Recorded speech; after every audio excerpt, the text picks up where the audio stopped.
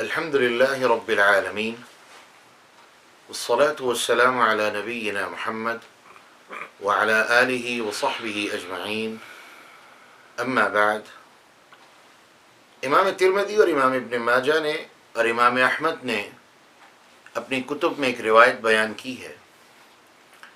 کہ رسول اللہ صلی اللہ علیہ وسلم سے سوال کیا گیا، ای الناس اشد بلاء یا رسول اللہ، اے اللہ کے رسول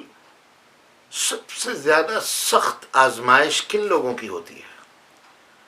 رسول اللہ صلی اللہ علیہ وسلم نے فرمایا، الانبیاء ثم الامثل فالامثل، سب سے زیادہ سخت آزمائش انبیاء علیہم السلام کی ہوتی ہے،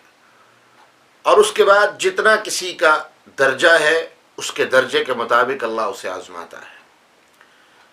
اور اسی حدیث کے اندر لفظ ہیں کہ آپ نے فرمایا جس شخص کا ایمان مضبوط ہے اس پر اتنی سخت آزمائش آتی ہے، اور کسی شخص کا ایمان کمزور ہے تو اس شخص پر آزمائش کا لیول اس کے ایمان کے مطابق ہے۔ کمزور ایمان ہے، اللہ اس کو کمزور آزمائے گا، کم آزمائے گا۔ جو مضبوط ایمان والا ہے اللہ اس کو خوب آزماتا ہے، یہاں تک کہ رسول اللہ صلی اللہ علیہ وسلم نے فرمایا کہ جب بندہ اللہ کی ان آزمائشوں پر صبر کرتا ہے، اللہ کی رضا پہ راضی رہتا ہے، تو آقا علیہ السلام فرماتے ہیں فما یزال البلاء بالرجل، جب تک وہ تکلیف اور بیماری اس بندے کے ساتھ رہتی ہے، ویمشی علی وجہ الارض، یہاں تک کہ وہ زمین کے اندر چلتا رہتا ہے، اپنی زندگی گزارتا رہتا ہے، لیکن اس کا یہ عمل اللہ کو اتنا پسند آتا ہے کہ وما علیہ خطیہ، کہ اللہ رب العالمین اس کے نامہ اعمال میں کوئی گناہ باقی نہیں رہنے دیتے۔ اس تکلیف پر صبر کی وجہ سے اللہ اس کے سارے گناہ معاف کر دیتے ہیں۔ اور امام ابن القیم نقل فرماتے ہیں کہ سلف صالحین رحمہ اللہ جب ان پر اللہ کی طرف سے کوئی آزمائش آتی تو وہ اسی طرح خوش ہوا کرتے تھے جس طرح انسان پر اللہ کی رحمتیں آئیں اور اللہ کے انعامات آئیں اور وہ اللہ کے انعامات پر خوشی کا اظہار کرتا ہے۔ سلف صالحین اللہ کی طرف سے آنے والی تکلیف اور آزمائش کے اوپر اسی طرح خوشی اور شکر کا اظہار کرتے تھے۔ آج ہم شکوہ کرنے والے لوگ ہیں، ہمارا شکوہ ہمارے ایمان کی کمزوری کا سبب ہے۔ شکوہ ختم کر دیجئے۔ اللہ سبحانہ و تعالیٰ اپنے بندے سے اتنی محبت کرتے ہیں کہ رسول اللہ صلی اللہ علیہ وسلم نے فرمایا کہ اللہ سبحانہ و تعالیٰ ہر اس تکلیف کے بدلے میں جو اس کے بندے کو پہنچتی ہے اس کے گناہوں کو معاف فرماتے ہیں، یہاں تک کہ رسول اللہ صلی اللہ علیہ وسلم نے فرمایا وَإِنَّ شَوْكَةً لَا يَشُوكُهَا، ایک کانٹا بھی جب اسے چبھتا ہے اللہ رب العالمین اس کانٹے کے چبھنے کی وجہ سے بھی اس کے گناہوں کو معاف فرماتے ہیں۔ تو سب سے پہلی چیز تکلیف پر صبر کیجئے، بیماری پر صبر کیجئے، درد ہے صبر کیجئے۔ اور خاص طور پہ آج ایک روایت آپ کی خدمت میں لے کے حاضر ہوا ہوں اس شخص کے لیے جو تکلیف میں درد میں مبتلا ہے۔ عثمان بن ابی العاص رضی اللہ عنہ بیان فرماتے ہیں رسول اللہ صلی اللہ علیہ وسلم کی خدمت میں نے شکایت کی کہ اللہ کے رسول میرے جسم میں جب سے میں اسلام لے کے آیا ہوں میرے جسم میں ایک جگہ پہ درد ہے،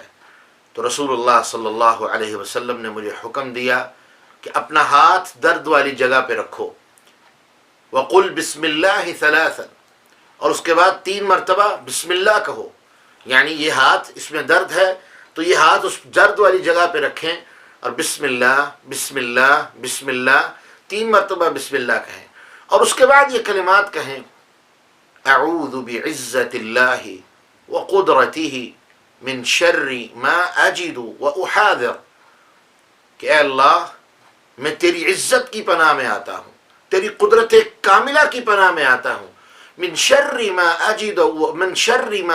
واحاذر، یہ تکلیف اور بیماری جو مجھے پہنچی ہے اس کے شر سے، اس بیماری کی تکلیف سے میں تیری عزت کی اور تیری قدرت کی پناہ میں آتا ہوں۔ اور ہم جانتے ہیں اللہ رب العالمین کی عزت سے بڑھ کے اس کائنات میں کوئی چیز نہیں، وہ قدرت کاملہ رکھنے والا ہے، اس کی قدرت سے بڑھ کے کوئی چیز نہیں ہو سکتی اور کوئی چیز اس کے قبضہ قدرت سے باہر نہیں ہو سکتی۔ عثمان بن ابی العاص رضی اللہ عنہ کہتے ہیں کہ جب سے یہ کلمات میں نے رسول اللہ صلی اللہ علیہ وسلم سے سنے ہیں، اس کے بعد سے مجھے کبھی تکلیف نہیں ہوئی، مجھے کبھی درد نہیں ہوا، اور جب کبھی بھی جسم کے کسی حصے پہ درد ہو میں یہی عمل دہراتا ہوں، اللہ مجھے اپنی رحمت سے شفا دے دیتا ہے۔